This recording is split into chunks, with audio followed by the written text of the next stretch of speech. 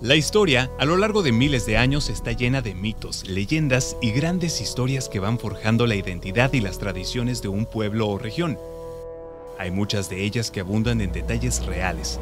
También existen aquellas de carácter fantástico e increíble, que al conocerlas dudamos de su veracidad. El ser humano, dentro de su amplia capacidad de crear y la voluntad de plasmar su huella en la tierra, decidió construir asentamientos humanos que después se convertirían en grandes ciudades, hechas famosas por los relatos en la literatura, experiencias de exploradores o por lo que cuentan de boca en boca sobre sus ancestros, aquellos descendientes que habitan en zonas cercanas. Algunas han quedado olvidadas y abandonadas, pero permanece en la historia el impacto de su esplendor y el misterio de su origen. Estas son las 9 ciudades míticas perdidas. Número 9. Rusia es un país muy amplio, el más grande del mundo. Su origen está marcado por la interacción de diversas culturas como las tribus eslavas, los jázaros de origen turco, vikingos y grupos orientales como los tártaros y los mongoles liderados por Genghis Khan. Una de sus leyendas más famosas es la de Kitesh, una maravillosa ciudad comparada con la Atlántida no solamente por su esplendor y grandeza, sino por su misteriosa desaparición. El origen de esta leyenda es cristiano, cuyas voces de los viejos creyentes le dieron su importancia. Las primeras referencias se remontan a la literatura popular rusa del siglo XIII en época de la invasión de los mongoles. La leyenda cuenta que Yuri II, un personaje real y un gran príncipe de la ciudad de Vladimir al este de Rusia, construyó un paraje en el río Volga llamado Pequeño Kitesh. Sin embargo, poco después encontraría una región óptima justo a orillas del río Svetloyar para fundar una ciudad más grande llamada Gran Kitesh. En aquel entonces, un conquistador mongol de nombre Batu Khan, nieto del despiadado Genghis Khan, escuchó hablar de Kitesh y ordenó a su ejército avanzar hacia ella. Los mongoles pronto se adueñaron del pequeño Kitesh, obligando a Yuri a huir hacia los bosques y hacia Gran Kitesh. Uno de los rehenes tomados en batalla fue obligado a hablar para los mongoles y dio información sobre los caminos secretos al lago Svetloyar. El ejército mongol pronto llegó a las inmediaciones de la ciudad, pero para su asombro, la ciudad no tenía murallas y sus habitantes ni siquiera tenían la intención de defenderse. Solamente se dedicaban a la oración pidiendo a Dios por su redención.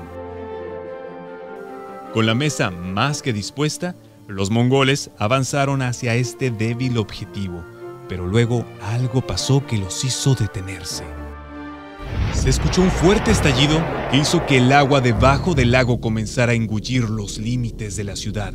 En un tiempo relativamente corto, ante la incredulidad de los atacantes, esta ciudad fue desapareciendo ante sus ojos. Pronto solo quedaron olas y ningún rastro de lo que una vez fue una gran ciudad. La leyenda sobrevive hasta nuestros días y se dice que solamente aquellos que son puros de corazón y alma encontrarán su camino a Kitesh. Número 8. Hablando de continentes perdidos, Mu es uno de los grandes representantes. La primera referencia del mismo proviene de la obra del arqueólogo y fotógrafo británico Augustus Le Plongeon, quien tras indagar en las ruinas mayas de Yucatán, encontró varios textos antiguos de esta cultura que hacen mención a una civilización mucho más antigua que ellos y que Grecia o Egipto. Otra fuente menciona que fue el coronel James Churchward quien propuso su existencia, ya que como oficial del ejército británico en la India, se hizo amigo de un sumo sacerdote de un templo hindú que tenía en su poder tabletas de barro en un idioma ya perdido, el Naga Maya. Estas tabletas habían sido guardadas por muchos años y solamente él y otras 2 personas en la India podrían leerlas. El coronel aprendió esta lengua y trabajó descifrando su contenido, dando con el dato de esta lejana tierra ubicada en el Océano Pacífico, poseedora de grandes avances para su época y cuya antigüedad se estima entre 50.000 y 12.000 años, dando así origen a todas las civilizaciones conocidas, incluyendo a la Atlántida. El nombre de Mu provino de una traducción que realizó en 1864 el historiador Charles Estienne, de un códice maya que narraba una gigantesca erupción volcánica que colapsó este continente, acabando con la vida de 64 millones de personas, quienes ya habían forjado grandes ciudades y diversas colonias, además de una serie de cristales para guardar su conocimiento, que supuestamente explica el hallazgo de varios cráneos de cristal mayas. Para avalar su existencia, hay algunos textos budistas que hablan de una gran migración hace miles de años, cuyas personas pueden ser los descendientes de Mu. También se compara al dios del sol Ra de Egipto como una deidad a la que los habitantes de Mu adoraban. Cabe resaltar que muchos arqueólogos no creen en la existencia de Mu y desestiman sus pruebas, pero sigue habiendo adeptos ilusionados con encontrar más vestigios de esta tierra perdida en el tiempo. Número 7. Ahora es el turno de América para figurar entre las ubicaciones de una ciudad llena de riquezas, abundante en oro y plata, y ese es el caso de Cibola, ubicada según los relatos al norte de Nueva España, lo que hoy es el norte de México y el sureste de Estados Unidos. Corría el año 713 de nuestra era cuando los moros invadieron la ciudad de Mérida en España, ganando sus territorios. Es entonces cuando 7 obispos huirían de la región para salvarse, llevándose consigo valiosas reliquias religiosas. Años después, surgió el rumor de que habían fundado 2 nuevas ciudades más allá del mundo conocido, Cibola y Quivira. Con la promesa de obtener todos sus tesoros, fueron muchos los exploradores españoles y gobernantes quienes se aventuraron a su encuentro sin éxito alguno.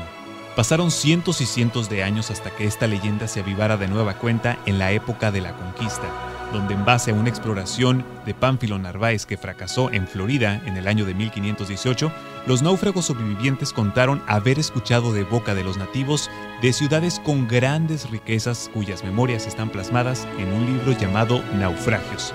Uno de los esclavos subordinado de Narváez, de apodo Estebanico, fungió como guía en una posterior expedición organizada por el virrey Antonio de Mendoza. Al mando iba el fraile franciscano Marcos de Niza. En algún punto del camino, Estebanico se adelantó y llegó a Nuevo México por su cuenta, encontrando la muerte a manos de los nativos. El fraile regresó a la capital mexicana, narrando que había continuado su expedición y afirmando la existencia de una ciudad más grande que la Gran Tenochtitlán, llena de joyas, esmeraldas y piedras preciosas. Poco después, Francisco Vázquez de Coronado, un amigo del virrey, demostraría que dichas afirmaciones eran falsas, pues él mismo comprobó las ubicaciones sin encontrar nada. En la cultura popular, Cibola es mencionada por el libro del famoso escritor de terror Stephen King, en la novela The Stand, donde su personaje principal asocia a Cibola con la ciudad de Las Vegas. Otra referencia la encontramos en la película La leyenda del tesoro perdido, el libro de los secretos, con Nicolas Cage, donde por medio de una serie de enigmas se pretende llegar a ella. Número 6. La ciudad de los Césares corresponde a una urbe mítica ubicada en América del Sur. Su nombre se designó de esta forma porque en tiempos de la conquista solía referirse a las ciudades perdidas de esta forma. En el año 1528 se organizó una comitiva española para explorar el territorio oeste cerca del Río de Plata, lo que hoy en día atraviesa los territorios de Argentina y Paraguay. Al mando iba Sebastián Gaboto y en otro grupo el capitán Francisco César junto a otros 14 hombres, que según se especula, llegaron hasta los Andes o a las sierras de Córdoba. En el camino, pasaron por diversas dificultades. Él y sus 6 soldados regresarían 3 meses más tarde hablando de una tierra muy rica en ovejas del Perú, es decir, las llamas, y mencionaban joyas y metales preciosos en abundancia. En aquel entonces, poco se sabía de la influencia del Imperio Inca en diversas tribus indígenas y en base a experiencias de exiliados y colonos sobrevivientes que participaron en diversos recorridos, la leyenda fue adquiriendo forma. De hecho, un naufragio del obispo de Plasencia, una diócesis de España, durante su travesía al estrecho de Magallanes, se vio en la necesidad de refugiarse en tierra para esperar su rescate, mismo que nunca llegaría, hasta que 20 años después, 2 de ellos regresarían a la ciudad de Concepción en Chile, donde hablarían de que los sobrevivientes de aquel viaje habían fundado una ciudad en la Patagonia y que las riquezas incas estaban ahí. Hay una versión increíble que menciona, según los caballeros templarios, que habría uno o varios lugares en la Patagonia habitados por una suerte de orden templaria, constituida por blancos de etnia indoeuropea. Dichas ciudades fortificadas habrían sido por lo menos 3. Habiendo escuchado esta postura y recordando la historia de sus valiosas reliquias, queda preguntar, ¿acaso será ahí donde esta legendaria orden habrá escondido el Santo Grial? Solo los hechos y la evidencia hablarían por sí mismos. Número 5. Uno de los grandes exploradores del siglo XX que dio origen al personaje de Indiana Jones fue Perry Fawcett, un coronel británico que dedicaría su vida a cartografiar partes inexploradas de Sudamérica. En 1906 recibió el encargo por parte de la Real Sociedad Geológica de ir a Bolivia y Brasil para continuar con su trabajo, el cual era bastante riesgoso, considerando que dichos territorios en ese entonces eran en su mayoría desconocidos y no se contaba con mapas fiables para recorrerlos. A pesar de todo, dicha tarea era un sueño hecho realidad, pues se obsesionó en sus últimos años con las civilizaciones perdidas debido a que albergaban diversos misterios. Ya antes, había pasado parte de su vida en las selvas de Ceilán, actual Sri Lanka, en búsqueda de un tesoro perdido, y en 1920 se encontró unos documentos del siglo XVIII en la Biblioteca Nacional de Río de Janeiro que fueron de un explorador portugués que habló sobre una ciudad amurallada en lo profundo de la selva brasileña.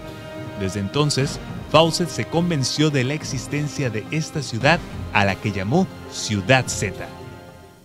Según Fawcett, la Ciudad Z guardaba estrecha relación con la Atlántida, y sus sobrevivientes habrían llegado a Sudamérica para formar una nueva civilización. Su idea se fortaleció cuando recibió una figura de basalto color negro de 20 centímetros, y para explicar su origen, se valió de su gusto por el ocultismo y consultó a un psíquico, quien le corroboró que este ídolo era de la Atlántida. En 1921 comenzaría su expedición, misma que fue desastrosa para sus acompañantes, debido a los animales encontrados y las dificultades del terreno, así como las enfermedades que los afectaron. Pero Fawcett no desistió, y el 20 de abril de 1925, mejor equipado y preparado, emprendería el viaje junto a su buen amigo Riley Rimmel, su hijo mayor Jack Fawcett, 2 trabajadores brasileños, 8 mulas, 2 caballos y un par de perros. La expedición llegaría así a un punto llamado Dead Horse, apodado así porque Fawcett ya había llegado ahí y había tenido que dispararle a un caballo en ese lugar. Con determinación, se propuso a salir de esa zona y a continuar en la selva inexplorada. Lamentablemente, fue lo último que se supo de ellos. Pasaron 2 largos años sin noticias del equipo y surgieron varias especulaciones. Su otro hijo, Brian, lo buscaría dando con el testimonio de un viajero francés que dijo haberse topado con un anciano de nombre Fawcett en la selva de Minas Gerais, un estado de Brasil cerca de Mato Grosso. El francés no conocía al explorador y su testimonio fue bastante convincente. Varias expediciones posteriores buscarían respuesta a este misterio, pero algunas sufrieron la misma suerte, dando como resultado el fallecimiento de 100 personas en total en 13 viajes distintos. Muchos se preguntan qué pudo haberle pasado a Fawcett. Una teoría es que el señor sufrió de amnesia y se quedó a vivir en una tribu. Otra fue que el explorador encontró la entrada a una gran ciudad subterránea y siguió viviendo ahí hasta su muerte. Esto, según una carta recibida en 1952, proveniente de un colono alemán que vivía en Brasil. Incluso, en 1960 se formó un culto basado en el reino espiritual de la Ciudad Z, que terminó disolviéndose después de que una profecía del fin del mundo no se cumpliera.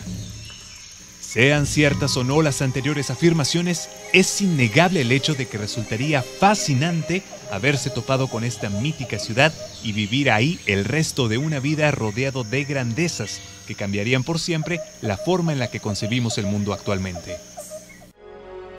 Número 4. Descrito por muchos como un cuento de hadas o un simple mito, Shambhala es un reino mítico más allá de las montañas nevadas del Himalaya, donde al igual que Kitesh, solo los puros de corazón logran entrar. Esto significa que debes despojarte de tus antiguas creencias y abrir tu mente para encontrar este sitio más allá del plano terrenal. Shambhala es parte de la memoria de nuestra alma, y varias tradiciones esotéricas lo consideran el verdadero centro de la Tierra, un mundo paralelo o dimensión alterna a donde vivimos actualmente. Supuestamente en este reino celestial viven los inmortales, y es donde se conoce la voluntad de Dios. La creencia de la ubicación de Shambhala como sitio real está arraigada en la tradición tibetana. Muchos textos históricos antiguos con datos de registro que llevan nombres, fechas y eventos consideran al monte Meru como el sitio donde se encuentra esta ciudad, cuya tecnología y arquitectura es muy avanzada. Rodeada de árboles con deliciosos frutos, piedras preciosas, laderas resplandecientes, anillos de montañas de oro, 7 océanos circulares y un gran palacio central coronado con un diamante de luz, Shambhala se describe como el lugar más maravilloso que existe. Las leyendas hebreas hablan de un lugar llamado Luz, que dibujaba una ciudad subterránea cerca de la montaña sagrada llamada Morada de la Inmortalidad. Algunos tibetanos piensan que Shambhala podría estar en las montañas Kunlun, en el Tíbet. Otros apuntan a Mongolia, a la provincia de China Xinjiang, a Siberia o incluso debajo del Ártico congelado.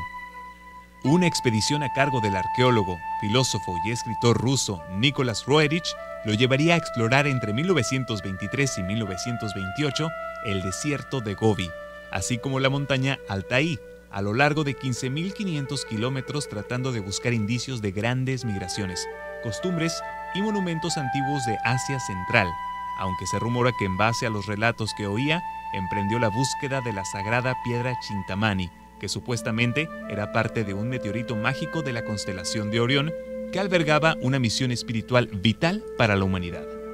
Roerich trabajaba para la Liga de las Naciones, un organismo precursor de las Naciones Unidas, y era un hombre de amplia credibilidad que siempre abogó por la paz y que incluso tuvo gran influencia en el gobierno de Franklin Roosevelt, aparte de reunirse con un maestro tibetano lama, quien le mencionó que Shambhala estaba más allá de los océanos y que era un dominio que no tenía nada que ver con nuestra tierra, donde aquellos que deseaban entrar debían tener en orden su karma. Nicholas Roerich tiene un largo e interesante trabajo en diversos ámbitos que lo ha hecho acreedor a numerosos premios y cargos importantes en varias sociedades. Si quieres saber más, te recomiendo ampliamente leer su biografía y de paso conocer un poco más de Shambhala y sus profecías. Número 3. Aunque por mucho tiempo se le consideró solo como una leyenda de la mitología griega, hoy en día adquiere una relevancia histórica. Y a diferencia del resto de las ciudades de este top, Troya realmente existió, e incluso hay ruinas en las que siguen trabajando diversos arqueólogos. Su historia surge del desarrollo de una guerra mencionada en el poema épico de la antigua Grecia, la Ilíada, escrita por Homero, donde se enfrentaron dos ejércitos, los aqueos, provenientes de Grecia, y los troyanos, que originaron el conflicto tras el rapto de la princesa Helena de Esparta por el príncipe París. Dicho enfrentamiento desembocó en la derrota de Troya. Uno de sus combates épicos, que seguro conoces, incluía a Aquiles, el legendario guerrero invulnerable, y a Héctor, el hermano de París, quien perdería en esta singular lucha. Después de la muerte de Aquiles por las flechas de París, entra en escena Odiseo, uno de los grandes héroes y protagonista de la Odisea, quien, habiendo ganado la armadura de Aquiles, se mantuvo al mando del ejército griego, quienes idearon un plan de ataque donde se construyó un enorme caballo de madera, hueco por dentro, donde se ocultarían varios soldados para ingresar a esta ciudad. El resto es historia. En 1870, el arqueólogo alemán Heinrich Schliemann excavó la colina de Hisarlik, en Turquía, donde se pensaba estaba la ciudad de Troya, encontrando durante su trabajo la antigua ciudad Nueva Ilión, bajo la cual estaba otra ciudad y debajo de la misma otras más, y así sucesivamente a más nivel de profundidad, hallando 7 conjuntos de ruinas distintos, que sumándose a las 3 recién descubiertas, daría un total de 10 ciudades. Aún así, había dudas sobre cuál de estas pertenecía a la Troya descrita por Homero, ya que la primera era realmente prehistórica y la última correspondía a ocupaciones de griegos y romanos.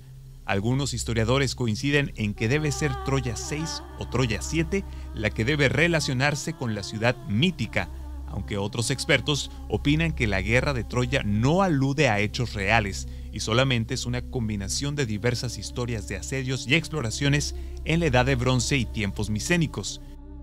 El sitio actual de excavación ha adquirido una gran relevancia histórica, pues la UNESCO la declaró como Patrimonio de la Humanidad. Número 2. Esta ciudad la conoces bien y ha sido objeto de numerosas referencias en la cultura popular y objetivo principal de no una ni dos, sino de decenas de exploraciones que han terminado en desgracia. Se trata de la ciudad mítica de El Dorado. En el siglo XVI, los españoles emprendieron la conquista de diversos territorios en Sudamérica y, ávidos de poder y sobre todo de oro, se hizo popular entre los nativos la debilidad de aquellos extranjeros por este precioso metal y difundieron la leyenda de una tierra llena de oro, dándoles pistas para ubicarla y así evitar que ocupasen sus tierras. Aunque en parte dichas historias eran ciertas, nada prepararía a los aventurados para las numerosas penurias que pasarían al buscarla. El mito comenzó en el año de 1530 en los Andes, en la región de Bogotá, Colombia, donde el conquistador Gonzalo Jiménez de Quesada encontraría a los muiscas, una sociedad del altiplano cundiboyacense cuyos ritos de adoración incluían cubrir al nuevo heredero en polvo de oro para venerar a los dioses, arrojando esmeraldas y diversas joyas al río una vez terminada la ceremonia. Los españoles, a través de los relatos de indios capturados, conocieron diversas historias que alimentarían su deseo y ambición de poder. Estas largas búsquedas se prolongaron con obstáculos en el camino que nadie podía predecir. Pérdidas, traiciones, falsos rumores, deserciones, asesinatos, fracasos y guerras civiles serían la constante que padecerían todos aquellos que se lanzaran en esta aventura. Si te interesa la historia, te recomiendo ampliamente realizar una búsqueda en el expediente de El Dorado. Ahí encontrarás información única e increíble, digna para la trama de una novela. Hablemos de algunos casos. Gonzalo Pizarro y Francisco de Orellano terminarían un desastroso viaje que los llevaría al Amazonas en 1541, y este último moriría de fiebre en otro viaje a esa región. Ese mismo año, Felipe de Utre emprendería otra infructuosa búsqueda. Lope de Aguirre, un despiadado e infame explorador, terminaría siendo asesinado por sus propios secuaces luego de conspirar y matar a su comandante Pedro de Ursúa y a otros que se interpusieron en su camino. Apuñaló incluso a su propia hija, según él, para que no pagara por sus crímenes. En la expedición de Pedro Malaver fallecerían casi todos los participantes por inclemencias del tiempo y asesinados por indios caníbales. Diego Hernández de Serpa sufriría la deserción de varios de su equipo y de igual forma moriría a manos de indios. En su búsqueda de El Dorado, Antonio Berrio terminaría arrestado por Walter Raleigh después de instalarse en territorios ya gobernados por sus compatriotas y fue liberado en un canje de prisioneros tras el abandono de la cruzada por las fuertes lluvias de invierno. Más tarde, Raleigh, en búsqueda de minas de oro en Guyana y tras sufrir grandes tormentas, ataques de indio y falta de suministros, regresaría a Inglaterra, donde es sentenciado a muerte tras atacar territorios españoles y desobedecer al rey.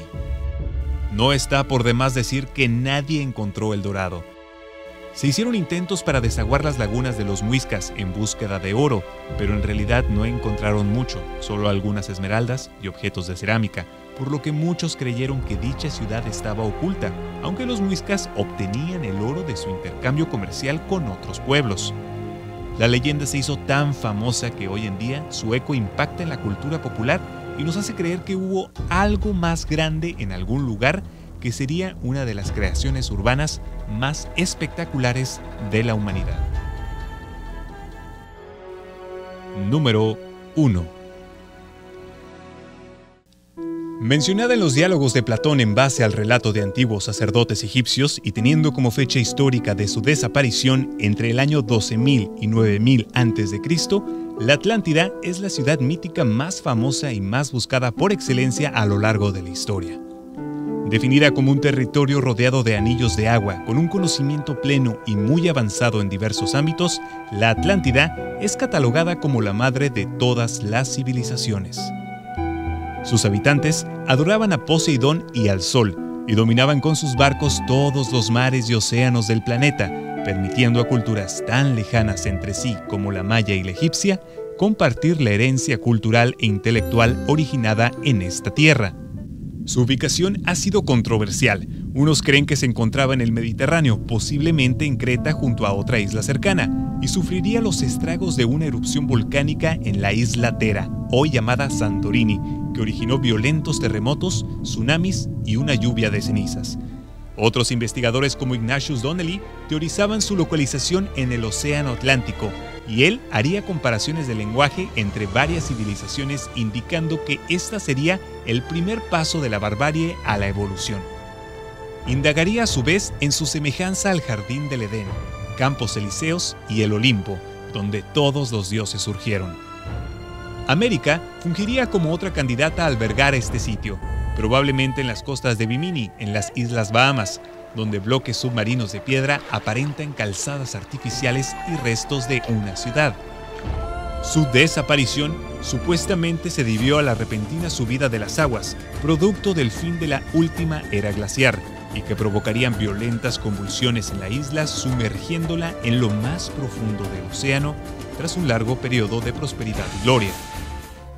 La información anteriormente presentada está sujeta a libre interpretación, y siempre habrá discordancias entre varias versiones que siguen circulando en fuentes como libros y testimonios de expertos en historia y estudio de la Tierra y los océanos.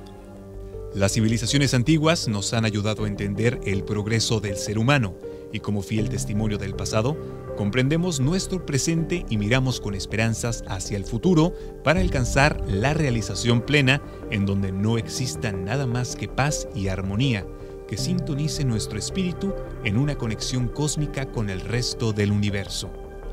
Mi nombre es Jack Durán, sígueme en redes sociales y con tu ayuda será posible el crecimiento de este canal y la publicación de más contenido.